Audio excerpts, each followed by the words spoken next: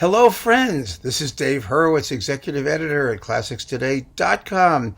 It's New Year's Day 2021, and in the spirit of the new year, if any of you are watching this in the year 2375, we're going to be talking about renovations, that is, retooling existing music for new purposes, and specifically string orchestra transcriptions of chamber works for strings, that is, string quartets, quintets, sextets, renovated and reimagined for larger forces, specifically strings. I think this is a wonderfully rewarding category of music, and there is a ton of stuff to choose from, some of which is extremely important, and I'm looking forward to talking with you about it. However, I have divided this category into two chunks, that is, arrangements by others and arrangements by the actual composer. And we're going to talk about arrangements by others first. I think one of the most popular sort of transcription that we've seen lately that's really sort of gotten the whole concept going, at least in the imagination of people who collect recordings, has been this. This is Mahler's transcriptions of Beethoven's Serioso Quartet and Schubert's Death in the Maiden Quartet. Apparently Mahler made another one of Beethoven too, but it's missing, but we'll get to that in a minute. These two arrangements, which are extremely sensitively done, I mean, basically it's the entire string quartet with a double bass part added in certain specific, sections, climaxes and things like that. But basically it's just a straightforward performance of the original quartet by a larger string orchestra. But it reflects a very, very interesting phenomenon, because throughout most of recorded history, I don't mean recorded history on recordings, I mean recorded history as in written down, composers wrote works for large forces, and in order to hear them, you had to play them at home, and that meant reducing them for smaller forces. So, for example, Haydn's symphonies were published in various arrangements for small chamber forces. There were piano reductions of everything, and that was how people got to know works for a large orchestra, because they didn't have much opportunity to go and hear a large orchestra play them. However, by the time Mahler got around to making his arrangements for his own Vienna Philharmonic at the time, orchestras had become established everywhere in Europe and in the United States. Actually, it was all happening at the same time. From about the mid-19th century onwards, large municipal orchestras became standard, and they were supported not by aristocratic fiat, but by public funds, basically. And so they existed, and in addition to large prestige orchestras, there were chamber orchestras and community orchestras, just as we have today. Thousands of them. And so the existence of orchestras became an excuse to begin to perform this music, not with smaller forces, but to take chamber works and instead perform them with larger forces. This, of course, also tracked the fact that music making at home became less tenable than it used to be. Fewer people learned to play musical instruments, and so their exposure to music was through, eventually in the 20th century, broadcasting, recordings, and going to hear major ensembles perform them. And so these Mahler symphonies, these performances, these are very good. This is with the C.P.E. Bach Chamber Orchestra under Hartmut Henschen on Berlin Classics. These transcriptions of Schubert and Beethoven, which were considered very eccentric at the time that they were done. Some people were horrified that Mahler would take these chamber works and blow them up to large orchestra proportions, but now it's become standard practice to take these things. And so arrangements that were made sometimes by the composer, sometimes by others, are becoming increasingly popular. And so we're sort of tracking that trend. So the Beethoven Serioso Quartet and Schubert Death in the Maiden Quartet. That's what we're talking about. Here they are on Berlin Classics. Next, continuing with Beethoven, there were two noteworthy transcriptions And Verdi, here we go. Beethoven, this is his quartet in C sharp minor, opus 131. This is with Andrei Previn of the Vienna Philharmonic. This transcription was made by the conductor Dmitri Mitropoulos, and in the spirit of Mahler's transcriptions. And also we have here coupled, I think wonderfully, Toscanini's transcription of the Verdi String Quartet, which is a wonderful neglected work that nobody quite knows what to do with because it's the only one Verdi wrote, his only major chamber work. And, you can't really couple it with anything. I mean, what else is there? So it's very, very handy having these two transcriptions together on a single disc, both with the Vienna Philharmonic.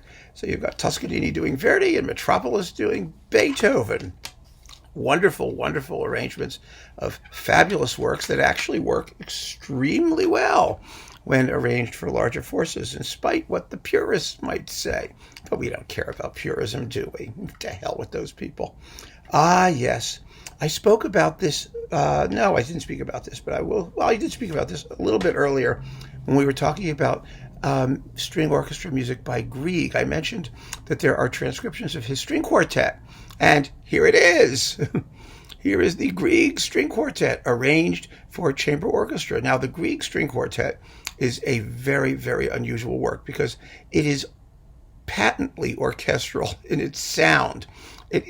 It's written in double stops, multiple notes for the individual instruments for just acres and acres on end. A very odd piece, not very chamber-like, very beautiful. It's Grieg. And this transcription was it made by? Yes, by Richard Tognetti, who is the conductor of the Australian Chamber Orchestra. This is on the BIS label.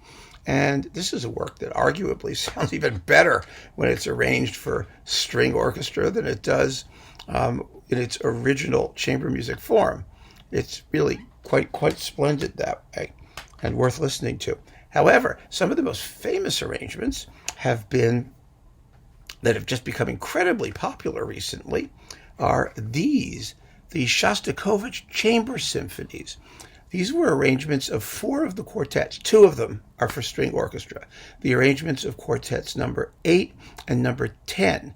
These were done by Rudolf Barshai for his own Moscow Chamber Orchestra at the time, and these are his recordings with the Chamber Orchestra of Europe. They are absolutely fabulous. Now, there is another sort of live bunch of Barshai Shostakovich Chamber Symphony arrangements, which is horrible. They're live. You have to get the ones on Deutsche Grammophon if you want the ones with Barshai. But of course, everyone's done them now. I mean, they're on Chandos, they're on BIS. They're very, very popular, especially the arrangement of the 8th quartet, which is Opus 110A.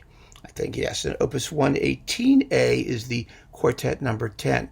These are also works that sound terrific when arranged for string orchestra or small forces. They were done with the composer's approval, and they are marvelous. And I want to say, in this context, Barshai also did arrangements of other works, such as Prokofiev's Vision Fugitive, but that's piano to string orchestra, so we're not talking about those in this particular video.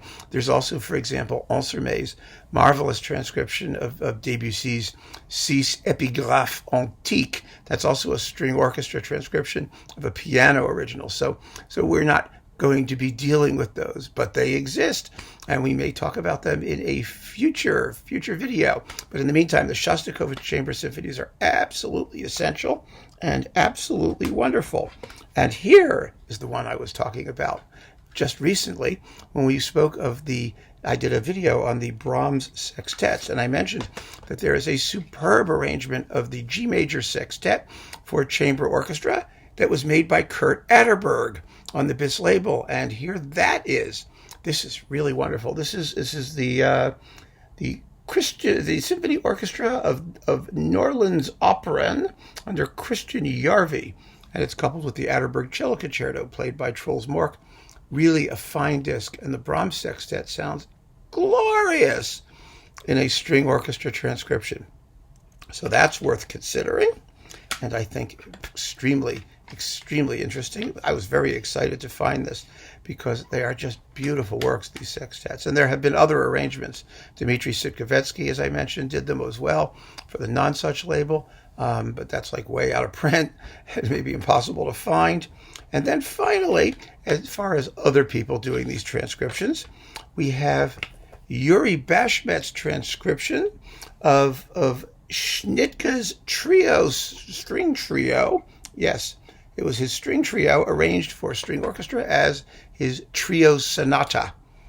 And this is on RCA. Now, of course, Schnittke is one of those composers who is kind of always spooky and creepy in his eclectic mixture of sort of old cliches with horrifying modern harmonies and stuff. And this is quite a gripping piece. I like it. It's really but it's often quite gloomy and somber, as late Schnittke particularly became. But this is worth considering too if you're into the more contemporary end of things. The Schnittke Trio Sonata, which is a string orchestra version of his string trio. But now we're going to talk about arrangements that were made by the composers themselves for larger forces. And most of these, understandably, will be of contemporary works because it was contemporary times, that is the 20th century, when it became possible or feasible to start making these larger arrangements and have them performed regularly. Although we're not started quite in the 20th century, because the first one that I want to talk about is Dvorak's Naterno for string orchestra. Now, this is a fascinating piece. Most people don't even know it. And it doesn't even sound like Dvorak. It sounds more like Wagner in Tristan mode. It's fascinating. I always thought it sounded a bit like the Siegfried Idyll, except that it was written earlier. So let me just play you a bit of it. You'll see exactly what I mean. This is a wonderful, haunting piece, about 8-9 minutes long, and it's absolutely gorgeous. And I'll talk about it a little more.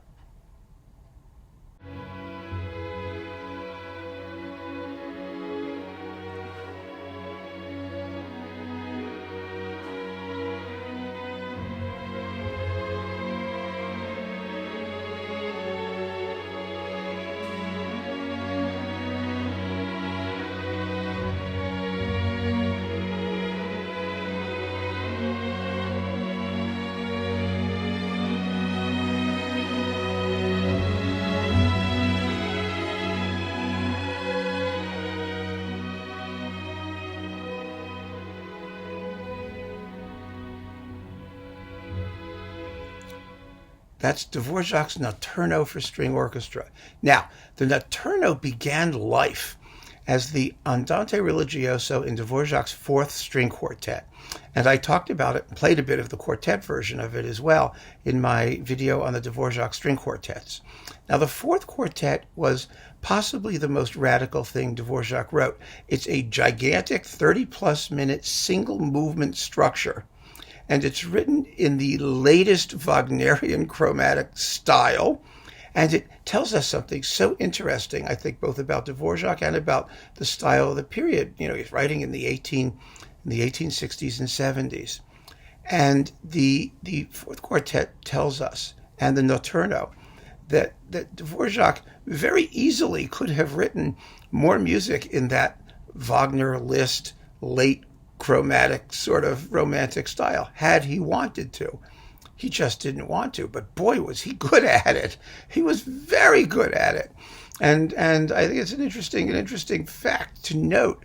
You know, when we talk about composers who adopt a more conservative mean, Brahms, of course, being one of them, there was nothing stopping people from writing so-called advanced music. The only reason that we regard this sort of chromatic, slithery harmony stuff as advanced is because, first of all, it obviously hadn't been done previously to quite the same degree, but more to the point, because later composers, after Wagner adopted this style, and it eventually evolved into Schoenberg's 12-tone style, we tend to regard it as an inevitable sign of musical progress. I don't think progress is the right term for it, especially for the reams of chromatic sludge that romantic composers who were less good at it than Wagner and Dvorak and Schoenberg turned out. It's not progress at all. It's merely a different style, and composers could use it or not use it as they so chose. Dvorak chose not to. But the moment he did do it was wonderful. And the Naterno for strings is a case in point.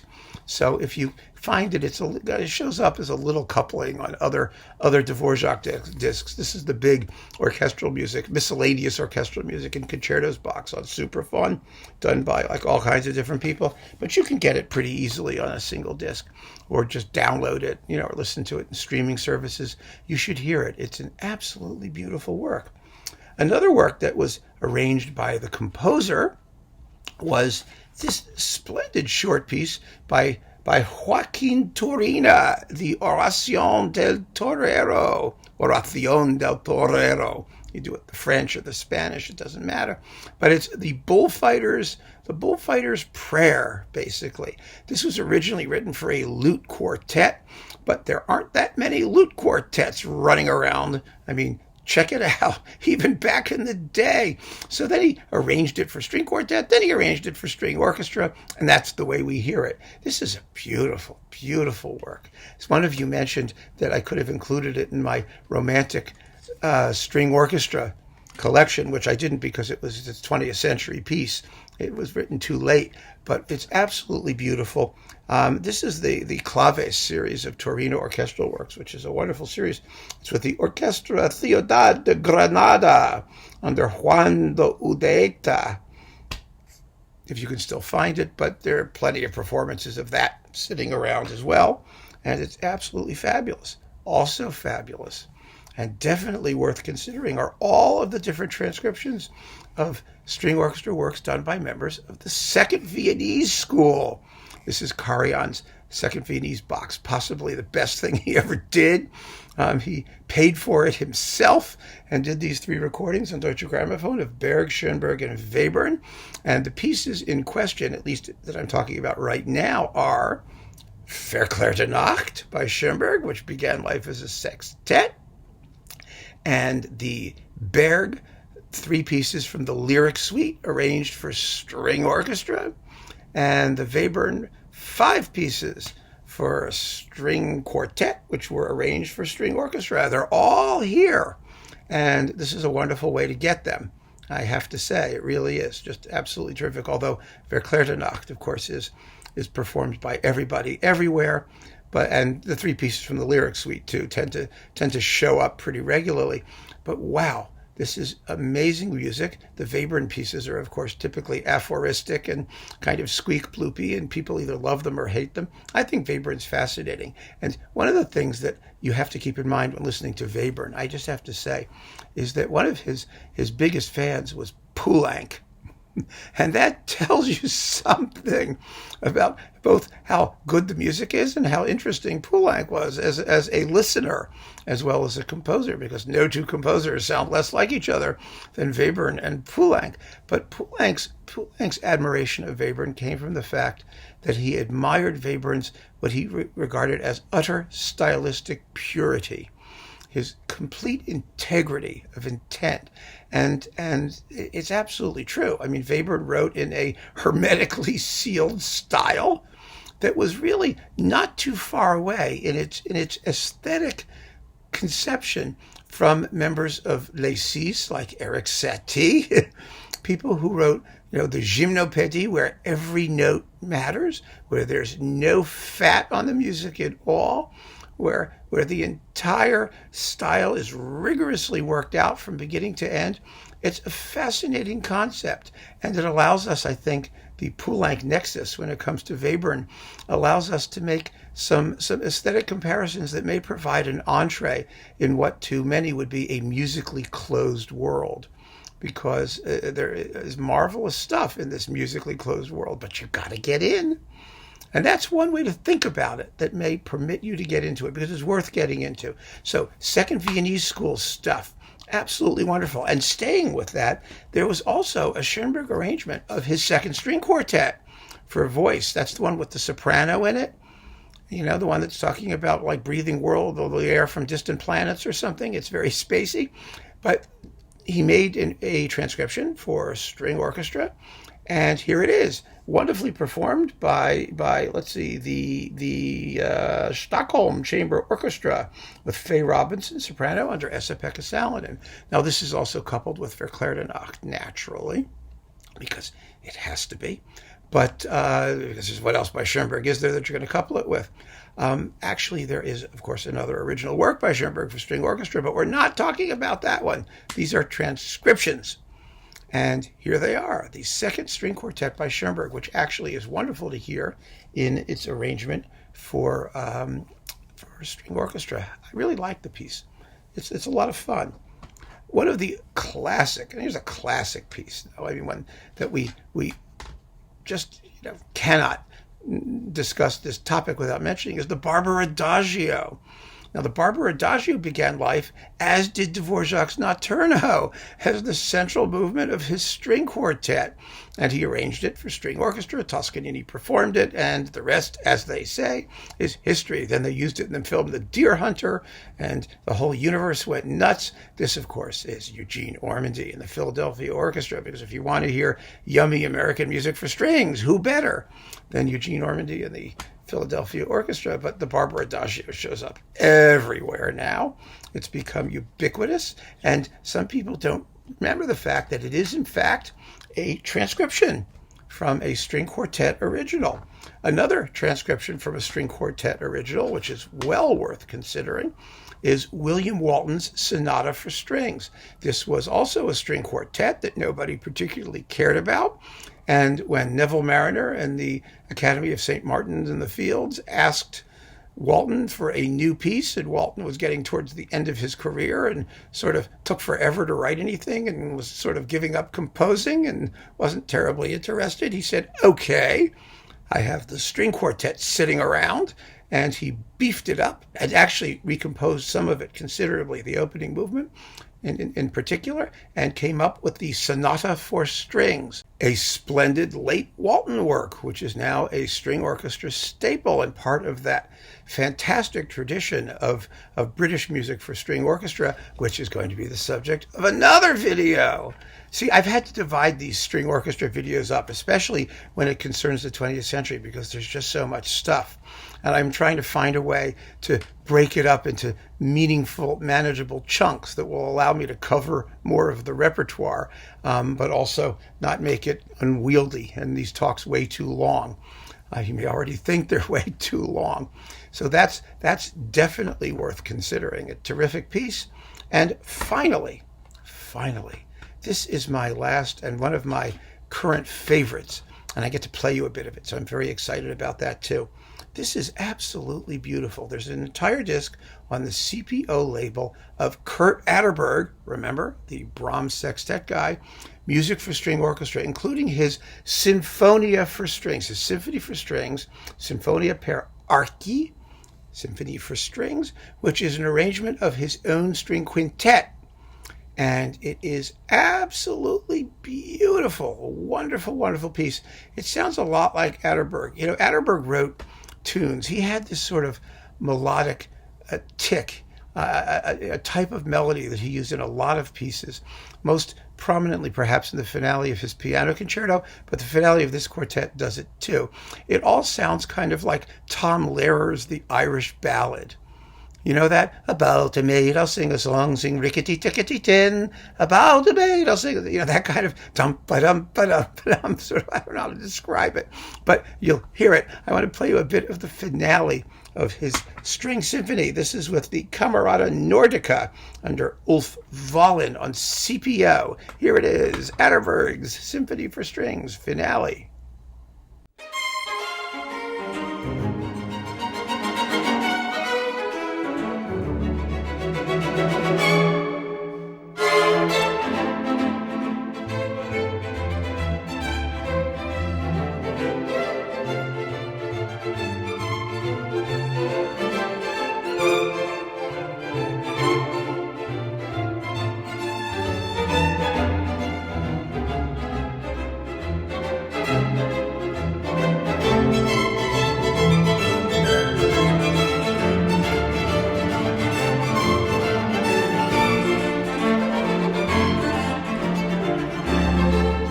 See what I mean? catchy, isn't it? But it's really a beautiful piece. And you also get on this disc, what else do you get? Let's see, the Adagio Amoroso for violin and strings, and the Intermezzo for strings, which is a little three movement piece. It's absolutely lovely. The Prelude and Fugue, and the incidental music from Antony and Cleopatra, which is his suite number 7. He wrote a lot of suites. I mean, really, this is just beautiful, beautiful music. And I can't recommend it highly enough. And if you don't have this disc of Atterberg music for strings and you love string orchestra stuff, you are really missing something. So grab it. Grab it as quickly as you can while it's available. It's on CPO and it is marvelous. And that, my friends, concludes this selection of works for string orchestra that were transcribed from chamber music for strings originally. I think it's really quite a fascinating pile of stuff. It covers an amazing range of styles and gives us just one more reason to keep on listening. Thank you for joining me on this first day of 2021. Wow.